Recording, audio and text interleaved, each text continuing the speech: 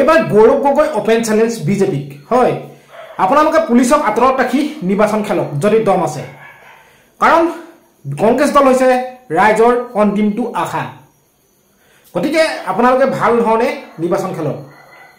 গৌৰৱজি উঠিছে গৌৰৱ গগৈ গতিকে কি ক'লে আপোনালোকে ভিডিঅ'টো চাওক আৰু আপোনালোকে ভিডিঅ'বিলাক নোচোৱা হৈছে লাইক নকৰা হৈছে চেনেলটো ছাবস্ক্ৰাইব নকৰা হৈছে ছাবস্ক্ৰাইব কৰিব নালাগে বাৰু অন্তত ভিডিঅ'টো চালে আপোনালোকে এটা লাইক কৰক তেতিয়া ভাল লাগে কিন্তু লাইক একেবাৰে কমি গৈছে ভিডিঅ'বিলাক নোচোৱা হৈছে গতিকে বনাবলৈ মন নাযায় এনেকৈ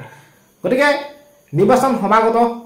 আৰু 2026 কি হ'ব আপোনালোকে তো গম পাইছে যুদ্ধখন এবাৰ তামাম হ'বলৈ গৈ আছে কিন্তু পঞ্চায়ত নিৰ্বাচনত এবাৰ কি হ'ব হেয়া হয়তো আমি আহিবলগীয়া দিনকেইটাত গম পাম বা যি কি নহওক ভিডিঅ'টো চাওক আপোনালোকে পাৰিলে চেনেলটো ছাবস্ক্ৰাইব কৰি ল'ব তেতিয়া এনেকুৱা ধৰণৰ ভিডিঅ'বিলাক আপোনালোকে আগতীয়াকৈ চাবলৈ পাব আৰু যদি বেয়া পাইছে ভিডিঅ'বিলাক চাই আপোনালোকে কমেণ্টত জনাবলৈও নাপাহৰিব বিজেপি চৰকাৰক অপেন চ্যালেঞ্জ দিছো অপেন চ্যালেঞ্জ যে আহক পঞ্চায়ত নিৰ্বাচন পুলিচক আতৰত ৰাখি খেলক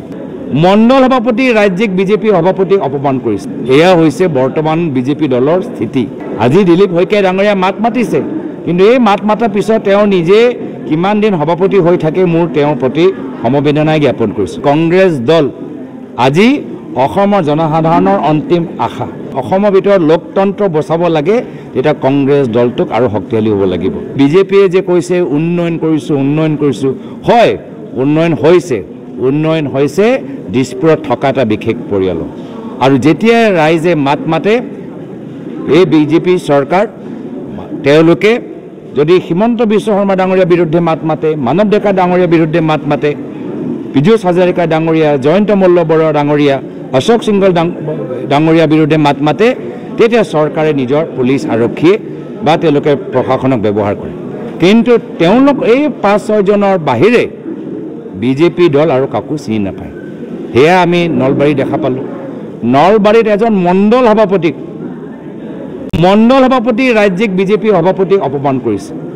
এয়া হৈছে বৰ্তমান বিজেপি দলৰ স্থিতি তেওঁলোকে এই জয়ন্ত মল্ল বৰুৱা ডাঙৰীয়া পীযুষ হাজৰিকা ডাঙৰীয়া মানৱ ডেকা ডাঙৰীয়া অশোক সিংহল ডাঙৰীয়া আৰু হিমন্ত বিশ্ব শৰ্মা ডাঙৰীয়া এই 5-6 জনকে চিনি পায় আৰু বাকী তেওঁলোকে ৰাজ্যিক সভাপতি কোন বা চিনি নাপায় বা চিন্তা নকৰে বা সন্মান নিদিয়ে আৰু আমাৰ তেওঁলোকৰ যিজন তত্ত্বাৱধায়ক তেওঁকো চিনি নাপায় আজি দিলীপ শইকীয়া ডাঙৰীয়া মাত মাতিছে কিন্তু এই মাত মাতাৰ পিছত তেওঁ নিজে কিমান দিন সভাপতি হৈ থাকে মোৰ তেওঁৰ প্ৰতি সমবেদনা জ্ঞাপন কৰিছোঁ যিহেতু হিমন্ত বিশ্ব শৰ্মা ডাঙৰীয়া পিঠিত চুৰি মাৰাত উস্তাদ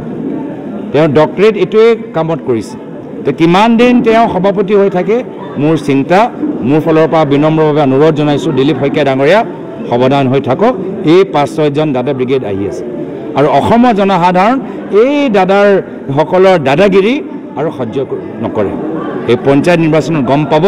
এই দাদাগিৰি এই 4-5 জনৰ দাদাগিৰি অসমত আৰু নচলিব আজি তিনিচুকীয়া জিলাত আমি বিভিন্ন বিজেপিৰ দলৰ নেতাসকল পালি নেতাসকল তেওঁলোকে কেনেদৰে ফোন কৰি মানুহক ভাবুকি দিছে যে অৰুণোদয় গুচি যাব গাঁৱৰ যোৱা ৰাস্তাটো নহ'ব আমি ফোন ৰেকৰ্ডিংবোৰ পাইছোঁ কিন্তু পুলিচ আৰক্ষী ক'ত অসম আৰক্ষী ইয়াৰ ওপৰত তদন্ত কিয় কৰা নাই ইলেকশ্যন কমিশ্যনে কি কৰি আছে সেইটোৱেতো আমি কৈ আছোঁ যে আজি কংগ্ৰেছ দল আজি অসমৰ জনসাধাৰণৰ অন্তিম আশা যদি অসমৰ ভিতৰত লোকতন্ত্ৰ বচাব লাগে তেতিয়া কংগ্ৰেছ দলটোক আৰু শক্তিশালী হ'ব লাগিব আৰু মই বৰ্তমান বিজেপি চৰকাৰক অপেন চ্যালেঞ্জ দিছোঁ অপেন চ্যালেঞ্জ যে আহক পঞ্চায়ত নিৰ্বাচন পুলিচক আতৰত ৰাখি খেলক যদি সাহস আছে যদি শক্তি আছে যদি আপোনালোকে সঁচাকৈ ইমান কাম কৰিছে অসম পুলিচ আৰক্ষীক নিজৰ দলৰ বাহিনী হিচাপে ব্যৱহাৰ নকৰি আৰু তেওঁলোকক নিৰপেক্ষ ভূমিকা গ্ৰহণ কৰিবলৈ দিয়ক আৰু আপোনালোকে নিজৰ কৰ্মী যোগেদি নিৰ্বাচনী পথাৰত আহক মই চ্যালেঞ্জ কৰিছোঁ নিশ্চয় এটা ডাঙৰ ইছ্যু তেওঁলোকে আজি পাৰ্লামেণ্টৰ ভিতৰতো কাকো নুসুধাকৈ পাৰ্লামেণ্টৰ আমাৰ দলীয় সদনত সন্মুখত যি মহাত্মা গান্ধী প্ৰতিমূৰ্তি তেওঁলোকে উঠাই একদম চুকত তেওঁলোকে থৈ দিলে আৰু আজিও তেওঁলোকে সেইখিনি কাম কৰিলে ক্লক টাৱাৰ বনাওক আমাৰ ক্লক টাৱাৰলৈ আপত্তি নাই কিন্তু মহাত্মা গান্ধীৰ প্ৰতিমূৰ্তি এটাহে প্ৰতিমূৰ্তিৰ লগত সেই স্থানৰ এটা মৰ্যাদা থাকে মাত্ৰ প্ৰতিমূৰ্তি ক'লে নহ'ব সেই প্ৰতিমূৰ্তি যি স্থানত আছে সেই স্থানৰ এটা মৰ্যাদা আছে আৰু যেহেতু মহাত্মা গান্ধীৰ প্ৰতিমূৰ্তিৰ স্থান তাৰ এটা পবিত্ৰতাও আছে সেই পবিত্ৰতা আজি তেওঁলোকে ভংগ কৰিছে আৰু ইয়াৰ তেওঁলোকৰ যে